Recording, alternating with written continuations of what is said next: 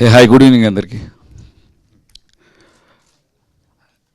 చిరంజీవి అన్నయ్య, ఇది కథ కాదు, కమల్ హాసన్ ఎర్ర గులాబీలు, ప్రకాష్ రాజ్ ఆశయ్, మోహన్ లాల్ శోభరాజ్, నవాజుద్దీన్ సిద్దికి బద్లాపూర్, రాజ్పాల్ యాదవ్ చెంగిల్, అమితాబ్ బచ్చన్ పర్వానా.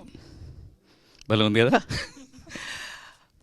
అందరూ గ్రేట్ యాక్టర్స్, బట్ అందరూ మంచి యాక్టర్స్, బట్ వాళ్ళకి ఒక ఛాలెంజింగ్ రోల్ వచ్చినప్పుడు డోర్స్ ఓపెన్ అవుతాయి.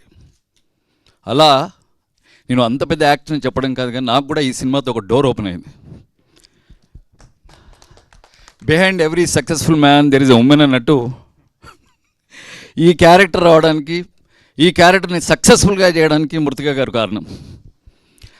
అండ్ ఆ పర్వానా డైరెక్టర్ బహుశా తెలిసి ఉంటుంది, జ్యోతి సంజయ్ పేరులోనే లేడీ ఉందంటే 100% లేడీ డైరెక్ట్ చేసిందంటే ఈ క్యారెక్టర్ నాకు డెఫినెట్గా పేరు వస్తుంది. అండ్ ఈ క్యారెక్టర్ గురించి చెప్పలేను, తర్వాత చాలా మాట్లాడాలి క్యారెక్టర్ గురించి. బట్ ఒక వేరే డోర్ మాత్రం ఉత్తేజ్గా ఓపెన్ అయింది. థ్యాంక్ యూ మృతిక గారు. అండ్ నాకు మాతృ సంస్థ అన్నపూర్ణ స్టూడియో అయితే, పితృ సంస్థ అనొచ్చా ఈటీవీ, ఉషా కిరణ్.